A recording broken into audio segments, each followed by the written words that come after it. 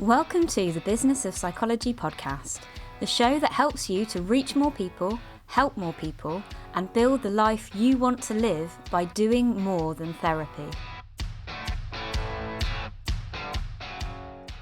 Welcome back to the Business of Psychology podcast. I'm your host, Dr Rosie Gilderthorpe.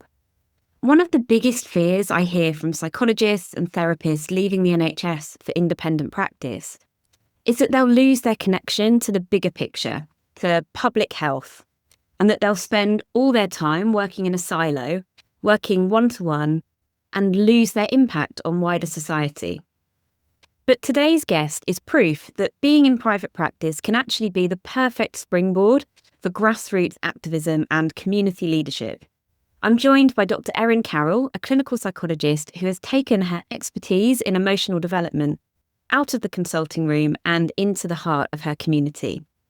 Erin's been a driving force in the smartphone-free childhood movement in our combined hometown of Tunbridge Wells, and she's helped to achieve something really remarkable, getting all of the local secondary head teachers to sign a joint letter supporting brick-only phone policies for younger students, something that Erin really believes in.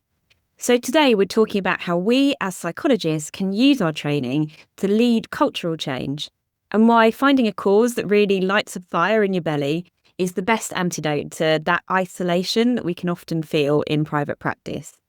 So I'm really delighted to welcome Erin to the show. So welcome to the show, Erin. It's lovely to have you here. Thank you very much. Thanks for inviting me. So today we're going to talk a bit about your journey into the kind of smartphone-free childhood arena. But just for a bit of context, could you tell us a little bit about your professional life up to that point and what sort of led you down that path? So thinking about my professional life, I mean, at the moment now I work in private practice in Tunbridge Wells. So I work with adults with a range of difficulties.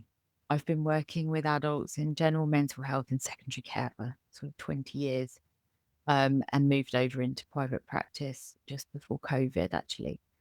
And in some ways, I think I see things a little differently now because I'm doing a lot of work around learning about screens and how they affect kids. And I realized that when I was training, there was this massive upsurge in referrals to CAMS and things like that. And I didn't really have much sort of opinion on it or thoughts about it, really. Obviously, I sort of see it slightly differently now, but I sort of stayed away from child work, really, and preferred working with adults. And sort of have always obviously been interested in how we manage our emotions. And I think that for me, I've always found it quite fascinating and slightly alarming how we've adapted to using screen to do that quite often as adults. I was sort of mainly thinking about. And then I had my own children and became, whether I wanted to or not, had to become quite interested in screens with two boys who were very keen to be in front of a screen wherever possible. And just sort of noticing how different it is to be in front of a screen now compared to when I was growing up. Our 5-channel TV, where there was only a little bit on that you were only ever interested in. So, yeah, I got more and more interested. And then as my eldest was getting older and towards the point where it was considered normal to have a phone,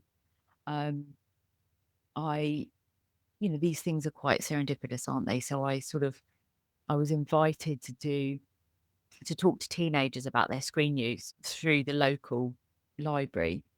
And so I started looking into it.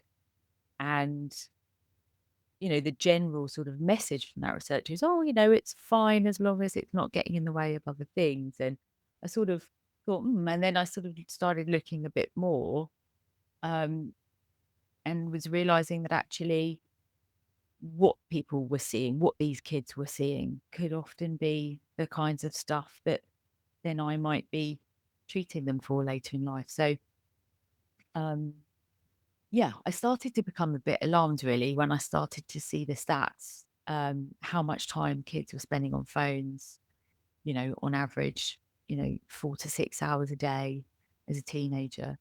And just thought, I'm not sure I want that for my kids. I'm not sure I want them to have that kind of a life. I think there's other things that I think they benefit from doing.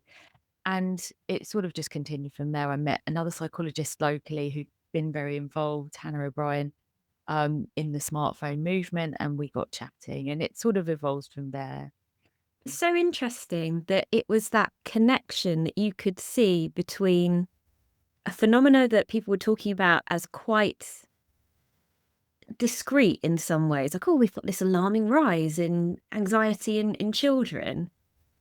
And, what you see in the consulting room when you work with adults. And it was that connection between the two that you were able to make. And I think that's really valuable and sometimes gets lost a little bit in the way that NHS services are structured.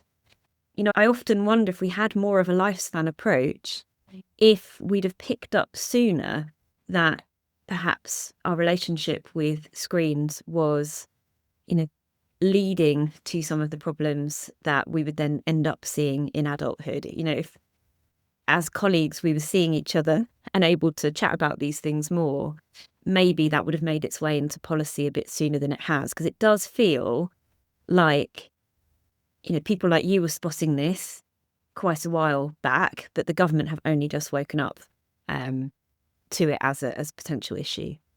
Yeah, but I think it is tricky because, screens, particularly our phones, which is obviously the issue we're talking about today, although I am interested more broadly in screens, but, particularly with phones, they just so quickly become basically man's best friend, replacing the poor dog, I think.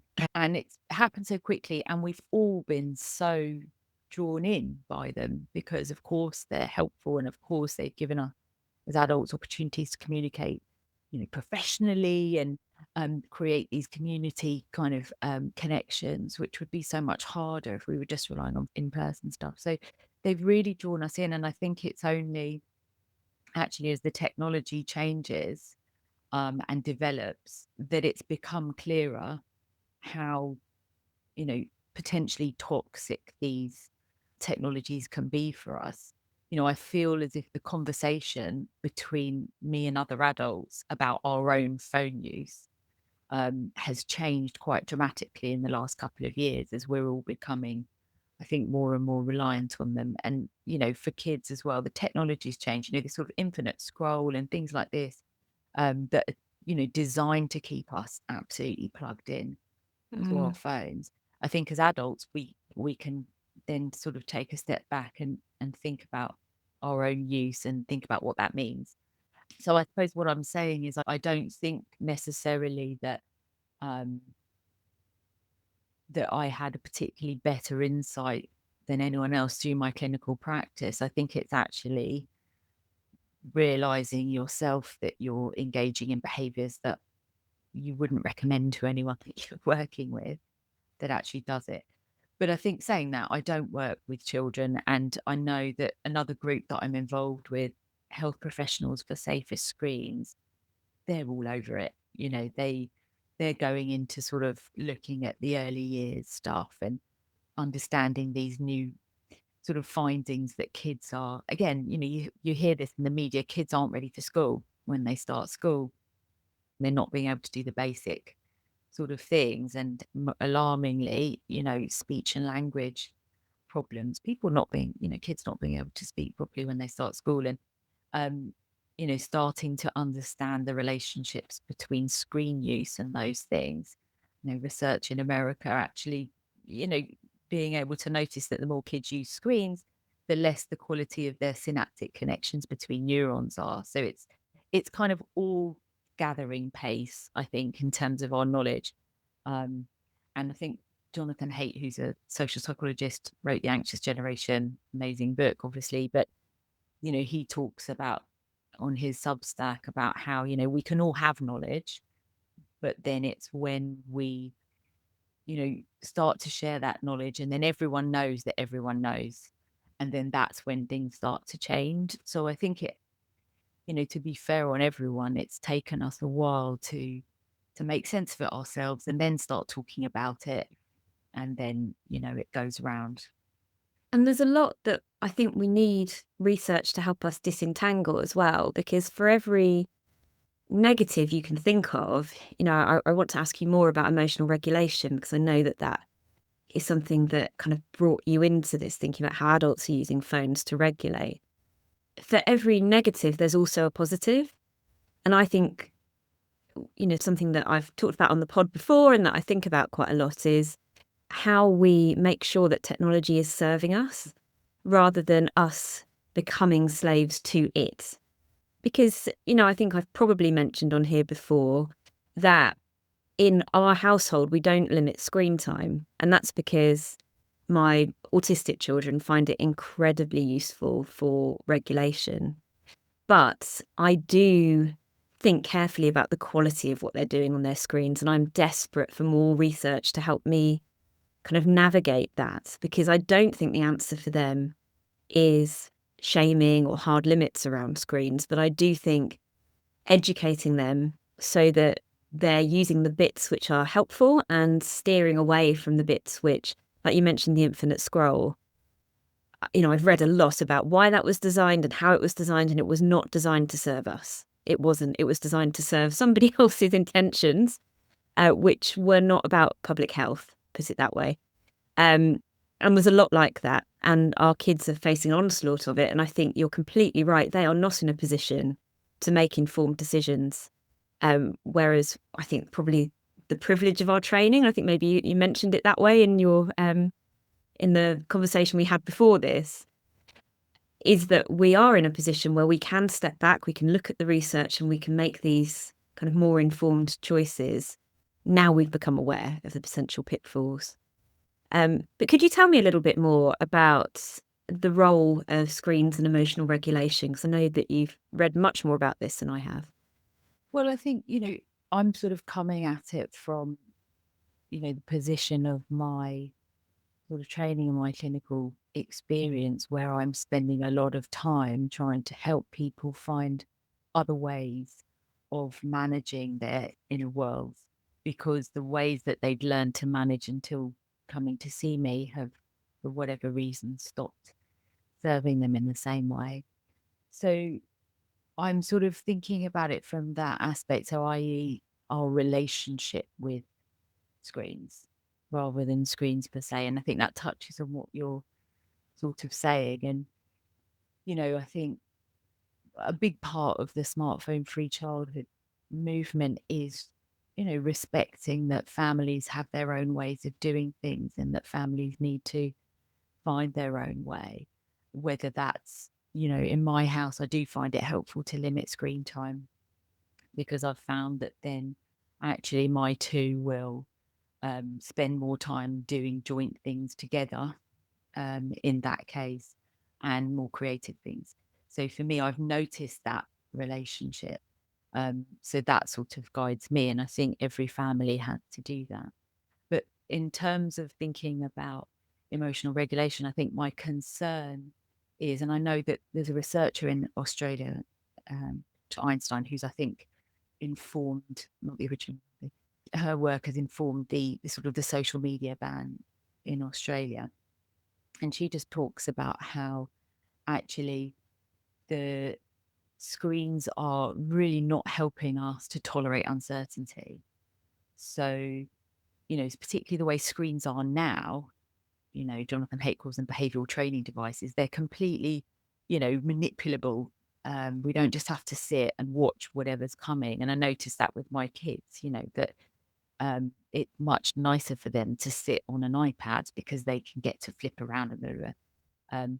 But essentially, whether we're talking about that or we're talking about, we have an emotion and it's not great, and we go to our phone and it takes us into a different world. So I think sometimes it's not emotional regulation. I think sometimes it's really just trying to hit a snooze button. It's distraction. So again, trying to understand how we're using these things is important to understand, yes, whether we're getting something really out of them or whether they are, we're just contributing to the attention economy, obviously in the case of social media. But I do think it's really important because of what's coming or what's here already. These AI chatbots who are becoming increasingly important in children's lives as companions, then I think, we're risking having our, attachment systems really hijacked by technology. And so I think the more we can think about screen use and think about what we're using it for, and also realistically keep kids safe while using screens, then I think we'll be better served to approach what's coming. Yeah, absolutely. And it's quite overwhelming, isn't it, as a parent, because the pace of change is so fast.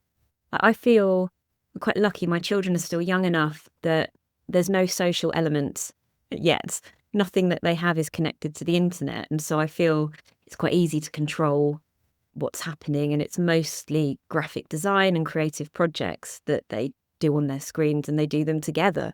So, there's a lot that I really like, but I'm petrified of the abyss of the internet because I don't feel skilled to know necessarily what programs are good, what might be really bad. And the idea of the AI chatbot really frightens me. And for all the reasons you said, attachment. And I mean, my relationship with AI, I use it a lot for business, but it does just tell me what I want to hear. It tells me I'm great, which has its uses, but is really sinister in a lot of ways. And I think it would be quite easy for a young person who struggles socially to choose that over the more challenging relationships with humans who can be difficult.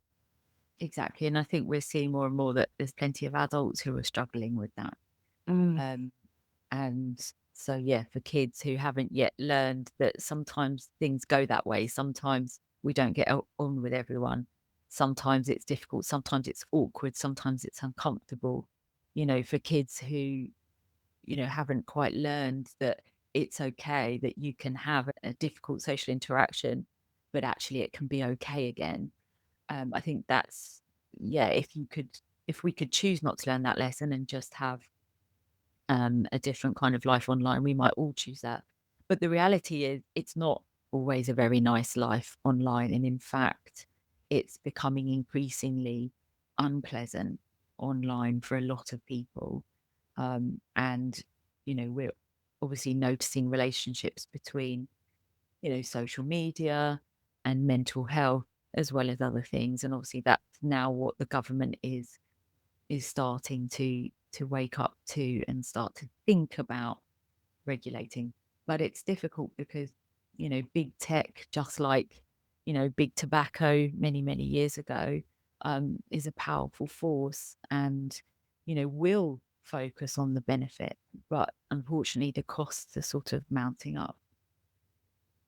Yeah. And like anything really that involves new technology, it's very difficult for us to get strong data because we haven't had this for long enough. The people that were born into the smartphone revolution that are only just reaching the kind of age where we can start to look at longer term outcomes.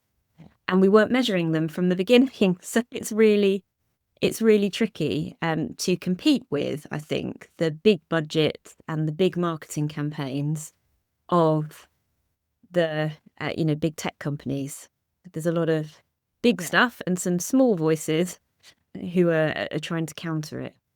And also, yeah, there's this sort of, it is difficult. I come from an academic background. I used to, be a neuroscientist, and I appreciate the value of research and how important it is. And, pure research where you're trying to, really control variables in order to get to the truth. But actually, as I went into clinical work, and part of the reason why I did do that is because it's too reductionist in my view, that kind of research. And actually, again, what I appreciate about the Health Professionals for Safer Screens organization is that they are taking clinical experience and they are sort of assimilating that as a kind of evidence that I think is really important, and should be counted. And as I sort of have said to you previously, I think this is a public health issue. And I think the tech companies try to make it and turn it into a civil liberties issue.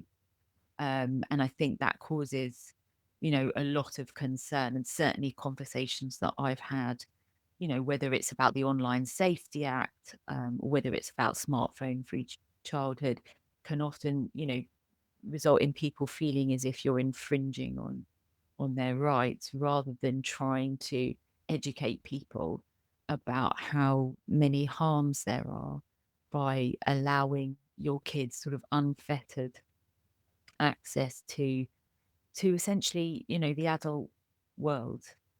60% of internet traffic is porn, and it's a serious issue, when 11 to 13-year-olds, 50 odd percent of them have seen beheading videos. Oh I my mean, goodness. it's That's incredibly shocking. frightening. And what's been quite interesting for me is I've obviously get to see quite a lot of research, quite a lot of stuff that's disseminated publicly. But as part of the movement, I've been talking to parents in schools, and then more and more I've been hearing from parents and head teachers about the issues that are the stats on my talk that shock everyone. And, I think some people can feel is scaremongering. And then you can have a head teacher stand up and say, well, it's really interesting to see those stats, because I can say that every one of those stats is being realized in our school at this moment. There are safeguarding concerns about all of these things live right now and going on. So you start to realize that this is happening. And it's so It's easy as a real. parent not to know because, you say 60% of the online traffic is porn. I've never ever been served up anything that would come under that category. Yeah. Ever. And so it's really easy for me not to know that. And I've never seen anything violent. I've never seen a beheading. My algorithm knows, I think, that I probably don't want to see that. And I don't go on platforms where that's, normal material. But of course, when they get a fresh child, I mean, maybe technically they're over 13, but they don't know anything about them. And so the algorithm could do anything, couldn't it? Well, I mean, they're not over 13. Mm. And I think that's one of the issues about, this ban, as it's called in Australia. All it's doing is not allowing kids who are under the age limit, to make accounts. And obviously they've increased it to 16. But, there aren't really any age checks. You've just got to put in a date of birth and all of that. But also, what I think what's important to understand is that, if people think back to their own adolescence, we are curious. We are interested in the world. We don't know ourselves very well yet. We don't know what's good for us, what we enjoy. We don't know what's frightening.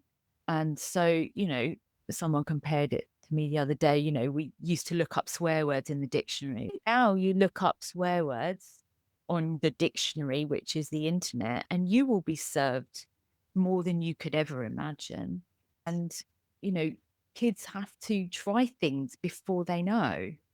And so we're saying, look, try everything, you know, everything that's ever been imagined in the world of pornography or the world of violence, and put it into a context like social media, where, the platform is interested in keeping you engaged for as long as possible. It's got to keep showing you things that take it that bit further. And it's just a very different world that our kids are growing up in. And you're right, my WhatsApp, there's nothing frightening on my WhatsApp. Of course, well, sometimes there is now that I'm involved in this. But before that, there wasn't. But, kids are not able to, regulate themselves fully. They're not able to realize, if I send this picture to an entire WhatsApp group, that some people might be upset. Some people might not want to see it, that some people might not find it funny. These are all things that we've all painstakingly worked out in the real world, and still some of us behave abysmally on the internet. But we're taking away all of that real world experience and just saying, here you go, navigate everything all at once without too much safety net. Yeah. So, I mean, just recapping, there are lots of sort of separate issues that come together within this little smartphone that fits in your pocket. So, you've got the kind of using screens to avoid emotions and maybe not learning emotional regulation skills outside of that. And my husband and I both recognise in ourselves, even if we're watching something a bit tense on telly, we'll both look down at our phones at the same moment to try and avoid it. So we see that in action in adults and children, but it's denying children some learning. Then we've also got the kind of content that they might be exposed to that they would, for understandable reasons, maybe look for without understanding how, how deep it's going to go, how frightening it could be, all of those possibilities, and then not know, how to seek our help with processing or dealing with it because they know they've seen something they shouldn't have seen, probably.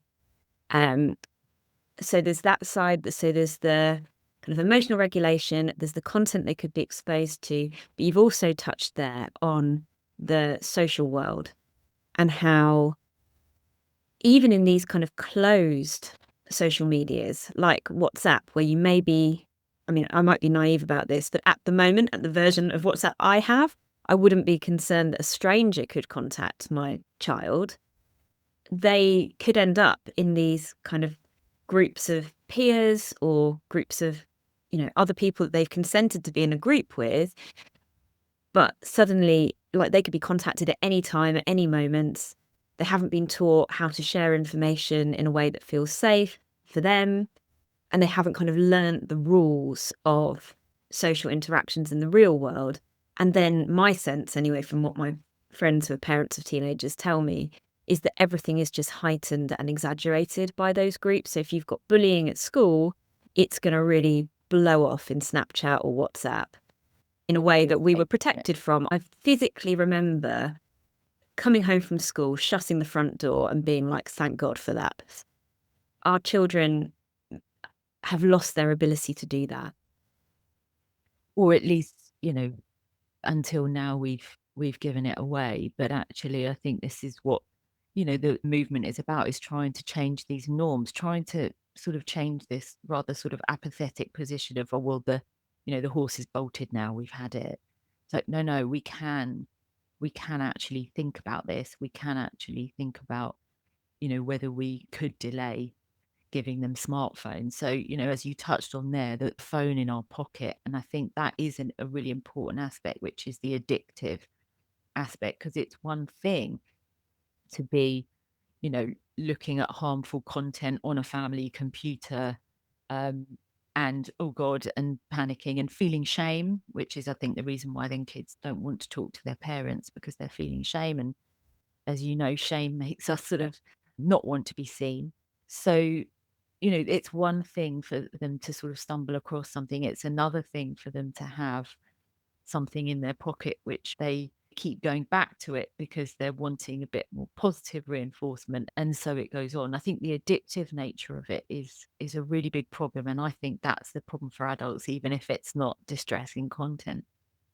Oh, But 100%. And I think adults, because of shame, will also play down the struggle that we have with addiction to the phone.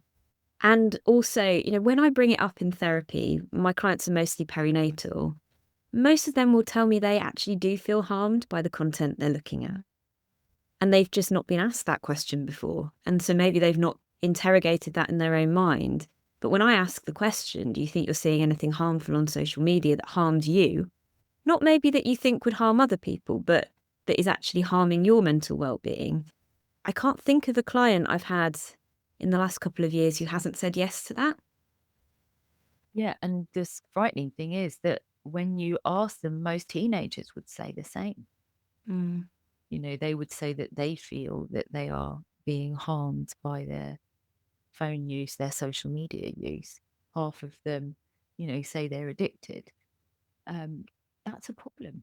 That's not something that needs to be. There's so much else that we need to learn to navigate. We don't need to be at the mercy of an addiction, something that essentially just gets in the way of us doing these other things.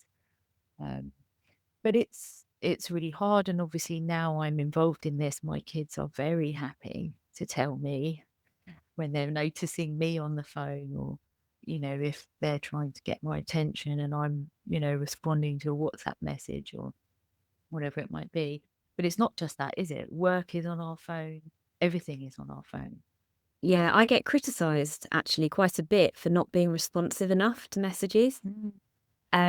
Because I think, and I'm sure other parents will relate to this, sometimes I am averse to my phone. I will, I think, feel like this is dysregulating me and I don't want any more incoming information. So sometimes I'm accused of living in the 90s because I'll put my phone upstairs somewhere and I won't interact with it for hours.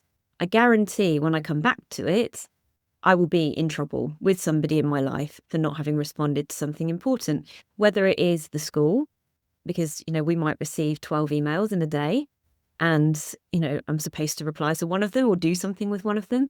But more often it's a social thing. So it will be a friend or a family member that wanted an immediate response. And again, it's that kind of, we've been trained to think responses should be immediate and to feel like something is lacking if we're not getting that immediate feedback from people all the time. And so it's really complicated. And I think shame is a big part of the problem. I think when I talk about this with people, I tend to come at it from the angle of, you have to remember that the tech companies have an agenda and it is not to support and nurture you. It's to enrich themselves. And so in a way, we can kind of take the shame out of it by naming the business models that we're working with. And that actually, it's not your fault that you've become addicted to this thing. It's not a personal failing. It's not a lack of discipline. It's that they wanted you to become addicted to it, and they're very, very wealthy and they're very, very clever. And so I think sometimes when we approach from that, just like with any of the work we do, it's that compassionate approach, isn't it? Like, you didn't get to choose this environment that we're in, but now we can empower ourselves to do something different about it. And I think that's possibly the message that needs to cut through more to the public, because often when I hear people talking about smartphone-free childhood, they won't engage with it because they feel like it's shaming them because they haven't done it yet. I'm like, well, of course you haven't done it yet, but we didn't know what we needed to know. But now we're kind of getting there. So I love that, people like you are involved in it, because I think that's where this more kind of compassionate message will start to come through. And I know that that's the message that you put out. That hasn't always been there. Yeah, no, it hasn't. And I think, we're all learning, aren't we? We're all sort of learning about, certainly when, Facebook started out, not for a million years did any of us think that there was this agenda behind it, really. But now I think it's quite well established that they just want our attention so that they can sell advertising space, essentially. That's it. It's a very simple model.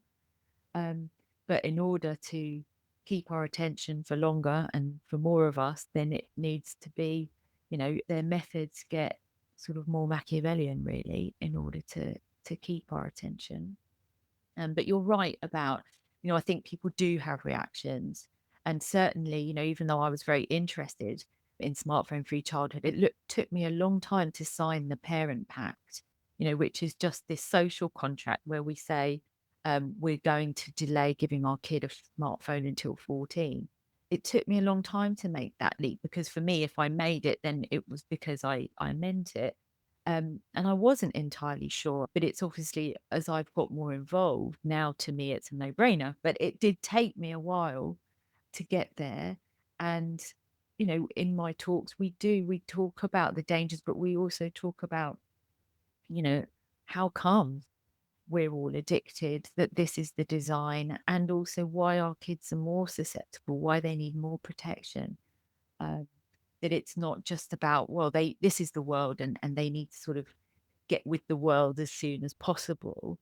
But actually, no, their brains aren't developed enough to make the decisions that we can make around our youth.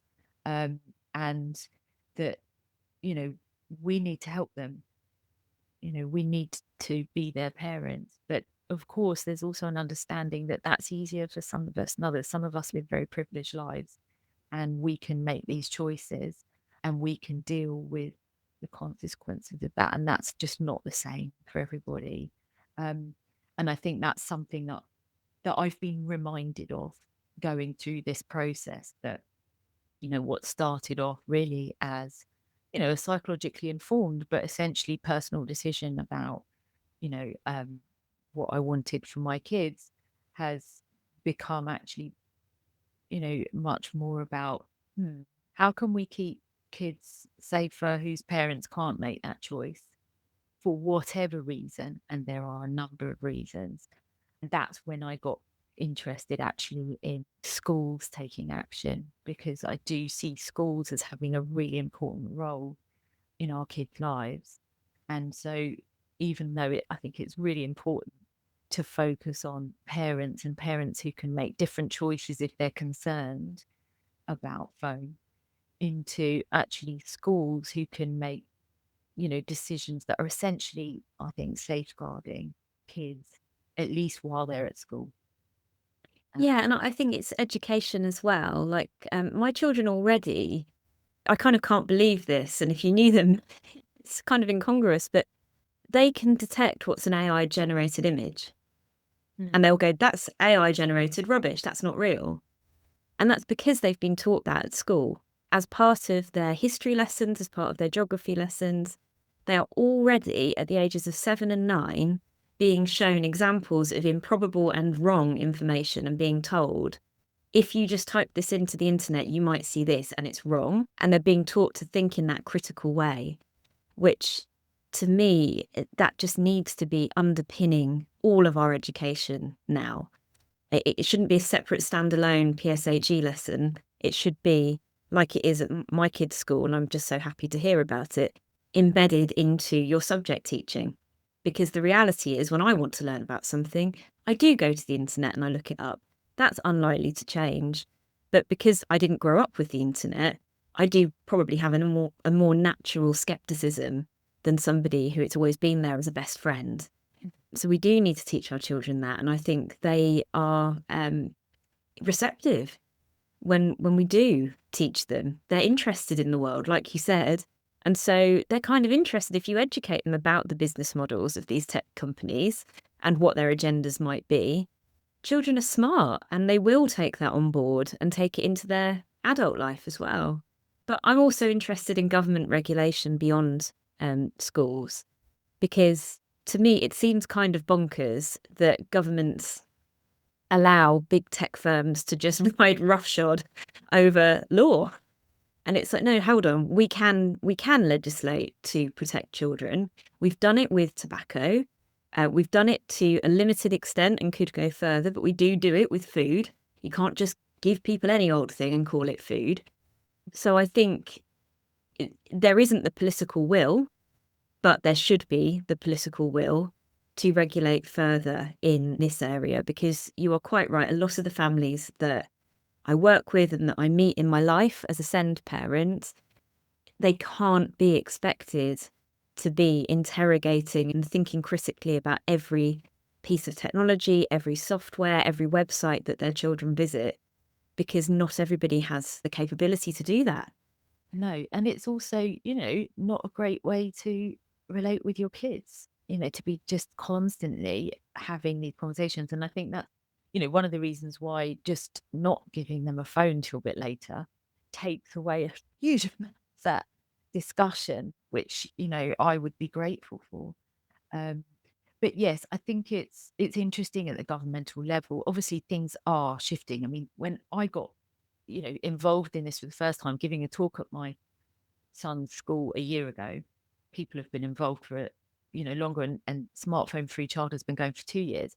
But when I first gave that talk, I, as you talked about the vulnerability, even though I knew that a lot of my thinking was embedded in my training and that was helping me, I also did feel like a bit of a mad fringe woman, going, oh no, look, this is, don't do, like that sort of hippie stereotype of, not that anyone would accuse me of that, I don't think, but just this idea that maybe you are a bit bonkers thinking that there's another way. Whereas fast forward a year, and most of the adults that I talk to have done some kind of thinking about this and do have concerns and are trying to think about how best to approach it with their kids. So I think the conversation's moved on hugely, but obviously governments are slower. There's a lot going on at the moment. There's Yeah. the vote in the Lords, which obviously everyone was very excited about in the SFC community, although of course now it's coming to the Commons, they're not quite so excited. This consultation has been announced, which on the one hand sounds really exciting, but on the other hand could be just the way of slowing things down and allowing the tech companies to lobby a bit more.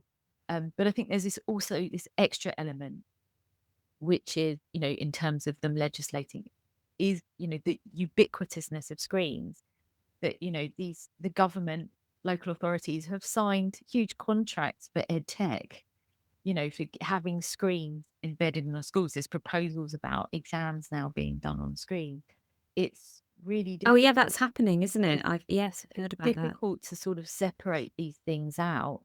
And I think it creates this idea that it's a juggernaut. It's just happened and we've just got to go with it, rather than trying to put the brakes on and just have a look and just have a see at what's happening.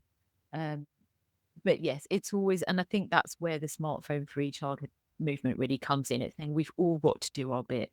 The parents who can need to, the schools that can need to, and then the government need to, really. But I think the parents of some kids who are, 11, 12, 13, they're worried that the government legislation is going to be way too slow to Mm. have any sort of benefit for their kids, because some of them are already hugely worried about their kids, spending every moment that they can on a screen. And it's such a tough call for people. I think, parents of older children that I talk to feel very, very trapped. And that's where I feel that, our institutions need to help, because if parents are worrying about this, but they're feeling pushed into it, they're feeling pressurized into buying a very expensive item they don't actually want their child to have, but they feel like, oh, because our infrastructure is so poor. I mean, gosh, I could go on a rant, but Yeah. most parents I know, they're like, well, the bus frequently just doesn't show up. And then what's she going to do? She's got to be able to call me, or I want to be able to track her, or, um, the trains don't run. And then my daughter gets stranded in the next town over and she doesn't know what to do. And especially most of the parents that I speak to have children who are more vulnerable. And so they want to be able to track them. They want that easy communication. And they might also have a child who won't speak on the phone, but can type a message. And so they feel trapped into buying the iPhone or the sort of latest Android, because that's what's marketed to them really heavily.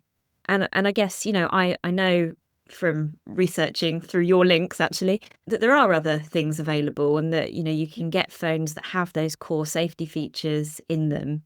They're not marketed very much. And so No. I don't think they come to your awareness unless you know somebody who can kind of connect you to the right places. And I think there's also a sort of an element that if enough people say no, then, capitalism always finds a way. There will be a Sure, product yeah. that's designed so that kids can, do all the things they need to do without being exposed to the dangers. It's just at the moment, it's all in one. Yeah. Um, but, and I think this is what I've really appreciated about, you know, being, if you want to call it an activist, is this kind of just seeing how everything can work together. So, my headmaster of the school, the primary school for my kids, put out something after watching the program Adolescent, and that spurred him to put something in the newsletter. And I'd been sort of sitting and thinking, could I do a parent talk? And then seeing that in his letter, then thought, yes, I could. So approaching him and him welcoming that. And then he and the deputy being really on board with it and really promoting it within school. And then, him inviting me to go and talk to head teachers in Tunbridge Wells about it, and me taking along a colleague who's worked with other schools in Kent, and her presenting to those teachers who were already clearly concerned and wanting to do something different and not sure if they could. And actually now clubbing together, all the secondary schools in Tunbridge Wells have said brick only for year 7, and we're going to be increasing it. And as soon as that happens, then it does create an opportunity for all those parents whose kids are coming up to delay, to genuinely say, actually, there isn't much value, is there, in me buying this expensive piece of kit that they're not allowed to take to school? And yes, that is going to present challenges. And if I do need to track, and I have all sorts of thoughts about that, but if I do need to track, then there are ways of tracking without a smartphone, these air tags, and actually they can still have a phone, they can still text, they can still call, but they're not going to be seeing things that upset them on the way to school. They're not going to be sitting on a school journey just focused on a screen rather than learning how to interact with strangers, how to manage that, how to problem solve when they find themselves stranded somewhere. It just means that there's more chance that those of us who want to can choose something different, because not everyone's going to want to, and that's absolutely fine. But actually, for those of us who do think there could be another way, when we all work together like this, then it's going to make it so much easier for us. Yeah, and I think another way in which we're quite well placed as psychologists to help with this is in that a lot of parents will really struggle to have those conversations.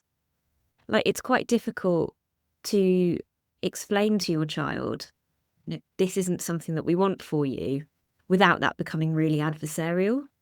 And I think, without shaming the child as well, especially if, you know, you're trying to kind of put the horse back in its box after it's bolted, potentially, and sort of say, look, I don't think that this is doing good things for you. So we're going to try and reduce it. I think having that kind of compassionate and de-shaming approach to it will really help a lot of parents who are feeling trapped and feel like, oh my God, I really don't want the relationship with my child to break down over this. And it is tough, isn't it, when, you've got somebody, a child who's already, heavily engaged in these things. And, we're arguing that they're addictive things, they're addicted to these things. So, of course, then you try to limit that as a parent, and you're taking away something that the child really believes that they need. And of course, it's going to cause a rupture in the relationship. So, it is good to try and talk about these things, I think, from, the point of view of, this is what I understand and this is why I'm doing this.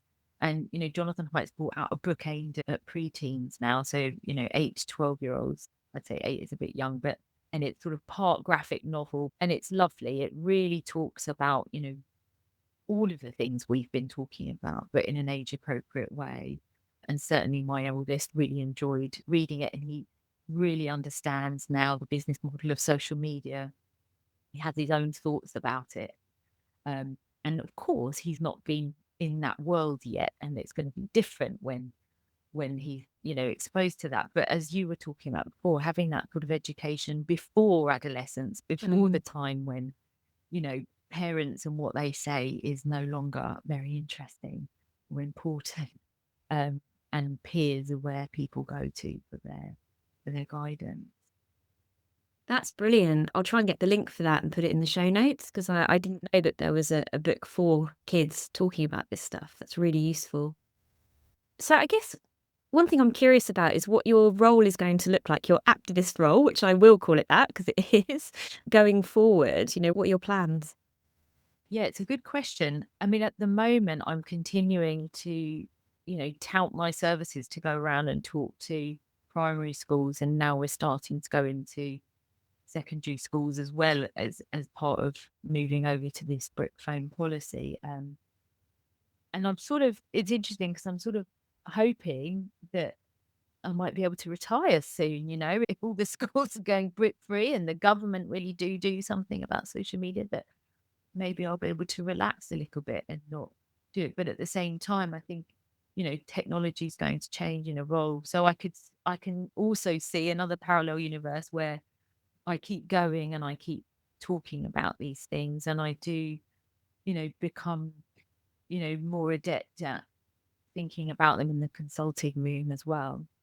And certainly that it comes up a lot because I work with adults and often their parents of adolescents and teenagers, and these conversations are coming up more and more, really. But yeah, so I don't know, in answer to your question, sometimes I feel like I need a break from it because it can be quite consuming.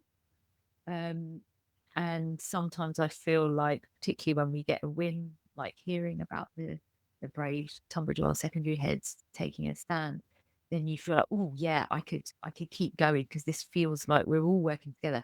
And that's such a great feeling to have. And I think particularly in private practice, I don't have that, sense that I'm working together, apart with my clients, obviously, which, is the main part, but I don't have colleagues. I don't have people working on a shared purpose. So from that point of view, this sense of being within a community and people, I get to work with some really quite impressive people on these projects who give up so much of their time and their skills.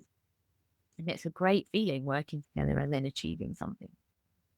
So yeah, I don't know, in answer to your question. I'm going to sort of see how it feels going forward and what feels important. Yeah, and I wouldn't be surprised if there are more issues that kind of keep you in the game. I guess something I'm really interested in is the adult side of it, because I do wonder if there's an element, a bit like if you're from a smoking family, you're much more likely to smoke, where if we could get a grip of ourselves and model to our children using these things in a safe and productive way and not getting sucked into the tech companies' agendas. I do wonder if that would go a long way to helping with what the future looks like for our young people. Because I do feel with the kind of generation that got their phones in 2011, 2012, when smartphones were first kind of hitting the market, their parents couldn't guide them because we didn't have a clue. And I wonder how that would look different if the technology had rolled out to parents first and then they'd been able to introduce their children. It just wasn't that way. Young people got it before their parents a lot of the time. I think you're right, but I think it's also, again, being compassionate. We are at the mercy of addictive processes. So it is very hard for us. And I think it's helpful sometimes when I feel a bit low about the situation, I might think, but actually the work we're doing now for these kids is making a generation of people who will be able to make choices, who won't be blindly walking into situations like we have done, both as adults but also as parents. So trying to think about the long game, as you were saying about, the AI being able to differentiate, that just the kids, if we can help with their education and give them a bit of time before they're exposed to all of these things, then hopefully they will be the generation who can, as adults, pick and choose what they use, and know fully well why they're doing that. Yeah, I think that's a really hopeful message and a good place to kind of end our discussion, I suppose. But thank you so much. I think that you've really shown us today that if you've got an urge in private practice to do more than therapy, it doesn't always have to be about, online courses or products. It can be this. It can be about using our voices and our training to do something to really help our communities. And I'm really grateful because I live in Tunbridge Wells too. So I directly benefit from what you've done here. And I'm sure that there are lots of people who'll be really inspired by what you've been talking about today. So I really recommend, if you're interested in this stuff, do go and have a look at the Smartphone Free Childhood website. We'll obviously have the link for that, and the Health Professionals for Safer Screens, because they sound like a really interesting organisation as well. But where should people go if they want to connect with you or find out more about you, Erin? Well, they can go to my website. It doesn't actually at the moment say very much about smartphones, and I've been sort of, and I think this is something we didn't quite get to touch on, but it does feel a little bit separate for me at the moment. But obviously you can reach me on there. I'm happy to talk about these things, but also within your community, whoever is listening, there will be smartphone-free childhood groups. There's WhatsApp groups that you can join. And, I'm in the West Kent one and the Tunbridge Wells one. And, so there are ways of being able to connect with this stuff, in every community. So I just encourage people, if they're interested, to look on their website to find out, as much as you can about it, really, and what's happening in your community. Fantastic. Thank you so much for joining us today. Thank you so much, Rosie. Are you tired of just talking about starting your practice, but never quite committing? If you're ready to stop dancing with burnout and finally go all in on your practice, my 90-day program, Start Up Your Psychology Practice, was made for you. This is a group coaching experience designed to help you ethically replace your full-time salary in part-time hours. We handle everything from legal compliance and GDPR to attracting your first consistent stream of self-funding clients. No more piecing it together on your own. And here's the best bit. Sign up before the end of May to get £200 off your investment. Let's build a practice that gives you the freedom to live your values. Apply today via the link in the show notes. Thank you so much for listening to the Business of Psychology podcast. I'd really appreciate it if you could take the time to subscribe, rate and review the show. It helps more mental health professionals just like you to find us, and it also means a lot to me personally when I read the reviews. Thank you in advance, and we'll see you next week for another episode of practical strategy and inspiration to move your independent practice forwards.